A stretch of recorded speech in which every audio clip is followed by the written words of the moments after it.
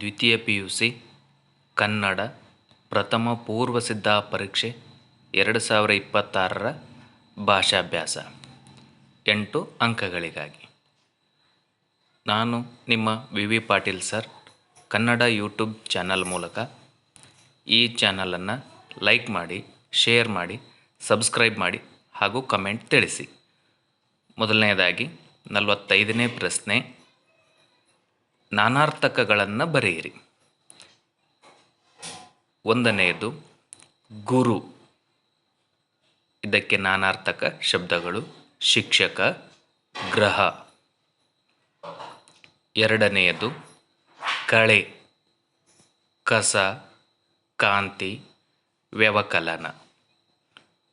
ಮೂರನೆಯ ನಾನಾರ್ಥಕ ಬಟ್ಟೆ, ವಸ್ತ್ರ, ದಾರಿ. 46ನೇ ಪ್ರಶ್ನೆ, ಯಾವುದಾದರೂ 2 ಗುಣವಾಚಕಗಳನ್ನು ಬರೆಯಿರಿ. ಗಟ್ಟಿಪಾದ, ಗುಣವಾಚಕ ಪದ ಗಟ್ಟಿ. ಕಾರ್ಮೋಡ, ಕಾರ್ ಅಥವಾ ಕಪ್ಪು. ಮೂರನೇ ಪದ ಮಣ ಆಯಾಸ, ಮಣ. ಇನ್ನು ಮುಂದಿನ ಪ್ರಶ್ನೆ, ಇವೆರಡುಗಳನ್ನ ಸರಿಯಾಗಿ ನೋಡಿಕೊಳ್ಳತಕ್ಕದ್ದು. ಮುಂದಿನದಾಗಿ 47ನೇ ಪ್ರಶ್ನೆ,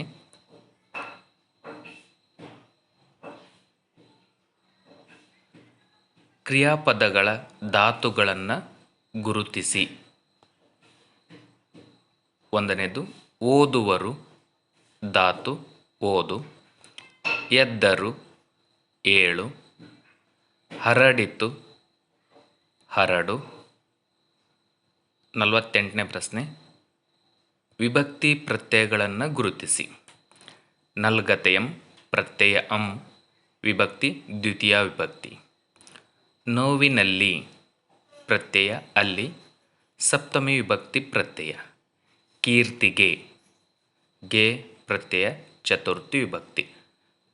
ಪ್ರಶ್ನೆ ಪತ್ರಿಕೆಯಲ್ಲಿ ಅತಿ ಹೆಚ್ಚು ಬಾರಿ ಪುನರಾವರ್ತನೆ ಆದಂಥ ವಿಭಕ್ತಿ ಪ್ರತ್ಯಯಗಳು ಇವು. ಮುಂದಿನ ಪ್ರಶ್ನೆ 49ನೇ ಪ್ರಶ್ನೆ, ನುಡಿಗಟ್ಟುಗಳನ್ನು ಸ್ವಂತ ವಾಕ್ಯದಲ್ಲಿ ಬಳಸಿ. ಒಂದನೇದು ದಾರಿದೀಪ, ಹಿರಿಯರ ಮಾತು ನಮ್ಮ ಜೀವನಕ್ಕೆ ದಾರಿದೀಪವಾಗಿದೆ. ಎರಡನೆಯದು ಮೂಗು ತೂರಿಸು, ಬೇರೆಯವರ ಮಾತಿನ ನಡುವೆ ಮೂಗು ತೂರಿಸಬಾರದು. ಮೂರನೇದು ಗತಿಗಾಣಿಸು, ನಾನು ನನ್ನ ಶತ್ರುಗಳನ್ನು ಗತಿಗಾಣಿಸದೆ ಬಿಡುವುದಿಲ್ಲ. ಇನ್ನು ಕೊನೆ ಪ್ರಶ್ನೆ 50ನೇದು, ಅನ್ಯ ದೇಸಿ ಪದಗಳನ್ನು ಬರೆಯಿರಿ. ಯಾವುದಾದ್ರೂ 2 ಬರೆಯಬಹುದು ನೀವು, ಅವುಗಳನ್ನ ಆಯ್ಕೆ ಮಾಡಿಕೊಳ್ಬೋದು. Table, book, college, paper, pen, ಸಾಬೂನ್. ಹೀಗೆ ಹಲವಾರು ಉದಾಹರಣೆಗಳನ್ನು ಹೆಸರಿಸಬಹುದು. ಇದೇ ರೀತಿಯಾಗಿ ನೀವು ನಿಮ್ಮ V Patil sir Kannada YouTube channel ಮೂಲಕ ಸಬ್ಸ್ಕ್ರೈಬ್ ಆಗಿ ಮುಂದಿನ ಪ್ರಶ್ನೆ ಪತ್ರಿಕೆಗಾಗಿ ಕಾಯ್ತಾ ಇರಿ. ಲೈಕ್, ಶೇರ್, ಕಮೆಂಟ್ ಹಾಗೂ ಸಬ್ಸ್ಕ್ರೈಬ್ ಮಾಡ್ತಾ ಬನ್ನಿ. ನಮಸ್ಕಾರ.